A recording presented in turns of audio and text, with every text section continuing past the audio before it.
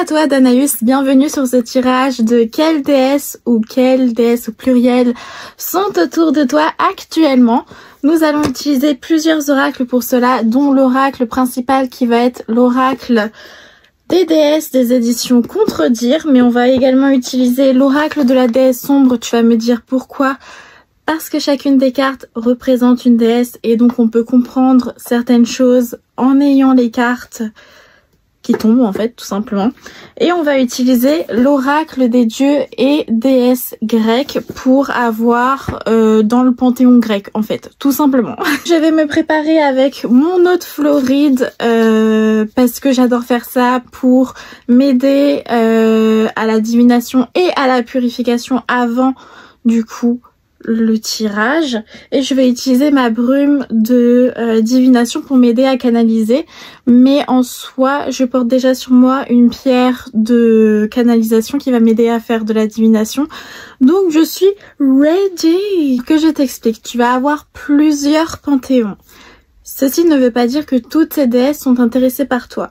Mais en gros, je considère moi qu'il y a des syncrétismes qui peuvent être faits et qui, suivant ton panthéon que tu as choisi, que tu apprécies le plus, eh bien tu peux faire correspondre cela à ton panthéon. Bien sûr, chaque déesse correspond à des archétypes qui sont pour moi ça qui est le plus important. C'est sur ça que tu dois travailler et donc tu vas trouver ta divinité qui a ces correspondances là au niveau des archétypes et des significations, et c'est comme ça que tu vas trouver ta déesse, parce que je peux pas te dire voilà bam c'est Aphrodite parce que j'ai tiré la carte d'Aphrodite et puis basta. Non, je ne suis pas médium, je ne vais pas dans l'astral, je ne fais pas tout ça, donc je ne peux pas rencontrer et voir qui est ton équipe cosmique. Mais par contre, je peux te dire quels sont les archétypes, quelles sont les choses qui vont te suivre tout au long de ta vie ou que tu as ou dont tu as besoin actuellement. Et donc là, on est sur une trame de la destruction de la force et de la reconstruction, du courage, mais également un peu des enfers, tout ça, de destruction, reconstruction en fait. On est plus sur ça, je vais t'expliquer. T'inquiète. Nous avons eu la carte d'Izanami. Oui, je le dis bien. Donc sa correspondance, c'est la gardienne des abysses. Parce qu'en fait, c'est la déesse de la création et de la mort dans le panthéon japonais. Du coup, c'est en gros son mythe. Ça raconte qu'elle créa l'archipel japonais avec son époux Izanagi lorsqu'ils descendirent sur Terre afin de donner forme au chaos. Elle transperça les flots avec sa lance céleste, puis forma les îles du Japon. Ils créèrent ensemble tout ce qui contient la nature, les îles, les montagnes, etc. Elle décéda en donnant naissance au feu et rejoignit ainsi le monde des morts. Son époux entreprit de la sauver, mais lorsqu'il découvrit son corps en décomposition, il prit la fuite et abandonna sa femme. Humiliée, elle promit de tuer chaque jour 1000 personnes du monde des vivants pour contrer cela. Son époux répondit qu'il donnerait naissance à 1500 enfants chaque jour. Donc en gros, voilà, c'est l'idée de destruction et de mort qui part d'une histoire d'amour, toujours, hein, j'ai envie de dire, dans la mythologie. Mais voilà pour Izanami,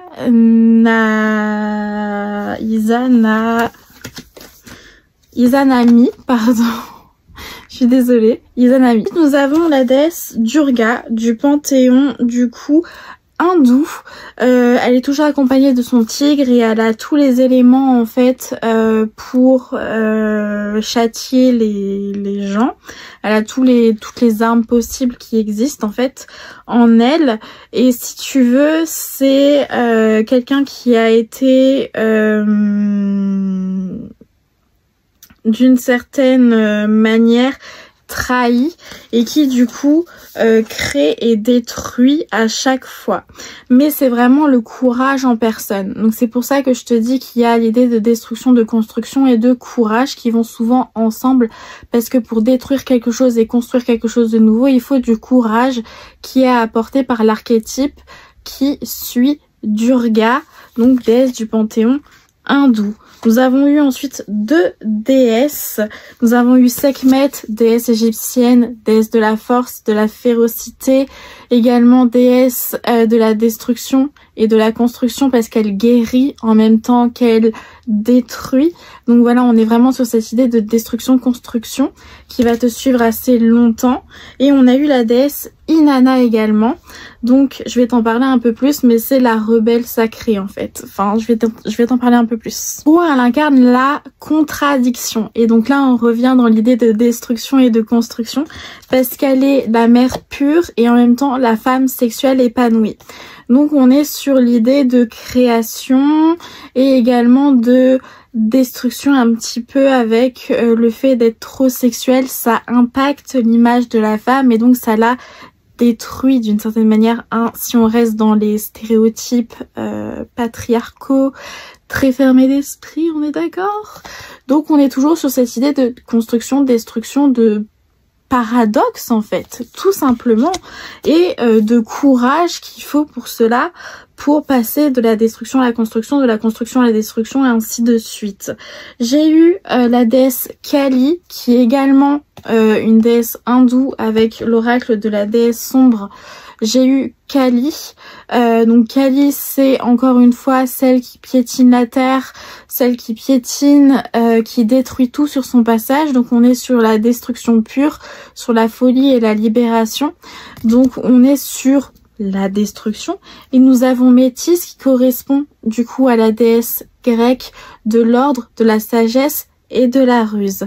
Donc peut-être que ça te parle plus parce que c'est des concepts qui vont être un peu plus soft, mais en gros ça veut dire exactement la même chose. Ça veut dire reconstruire, déconstruire, reconstruire. L'ordre, la construction, la ruse, la destruction. Parce que quand on est dans le monde de la ruse, de tromper les autres, on détruit une relation, alors que quand on l'est ordonnée, on la construit sur des bases solides et donc on reste sur une construction. C'est comme ça que moi je vois les choses. Si toi tu les vois autrement, parfait pour toi. Du coup, ce que je tiens à te dire, c'est qu'il n'y a pas une déesse en particulier qui m'est ressortie. Cependant, comme tu peux le voir, il y a bien évidemment une trame, il y a un archétype très fort qui ressort de ce tirage et de ce besoin que tu as dans ta vie. Donc en ce moment, tu as besoin d'une divinité qui va te guider sur la construction et la déconstruction.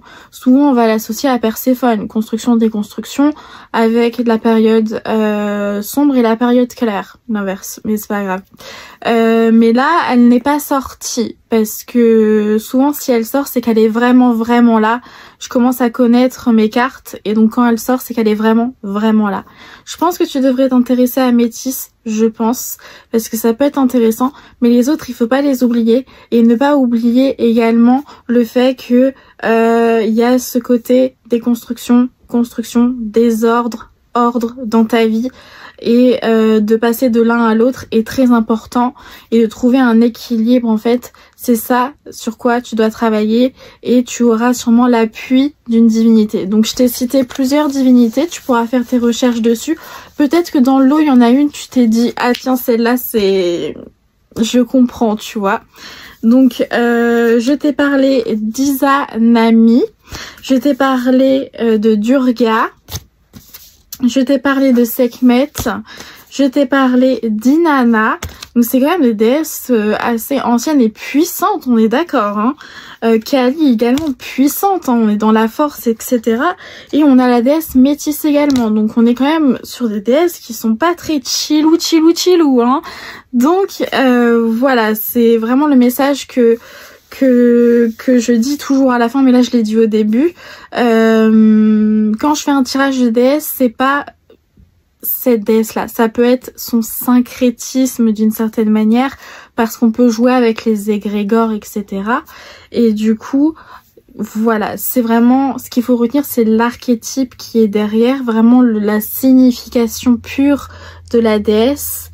et ensuite c'est toi qui vas l'associer dans ta vie et trouver la déesse qui correspond à cette signification, qui te parle à toi, que tu as envie de vénérer, mais rien n'est imposé. C'est assez rare que j'ai autant de déesses qui se suivent, souvent j'en ai une ou deux et elles se complètent, mais là j'en ai eu beaucoup, ce qui veut dire que il faut mettre l'accent sur ce que je t'ai dit, sur la signification, et pas sur la déesse en particulier que je viens de citer en fait. J'espère que c'est clair. Si tu as des questions, tu sais où me trouver.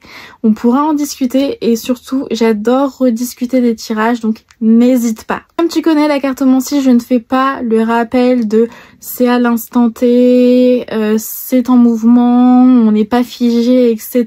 Donc je te fais pas ce discours-là, tu le connais, d'accord?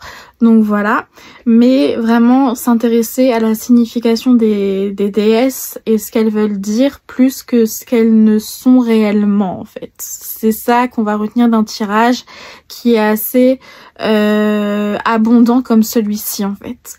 Donc voilà, j'espère que ça t'a plu. Si vraiment tu trouves que c'était trop chaotique et que c'était pas ce que tu voulais, on recommence sans souci, je te fais rien payer de plus. On recommence sans souci, il n'y a pas de problème. Et voilà, je te dis à bientôt, j'espère que tu me feras un retour du coup. Et voilà, je l'ai enfin fait, tu vois. Je t'avais dit ce week-end c'est fait. Voilà, bonne journée à toi et merci de m'avoir offert ce tirage.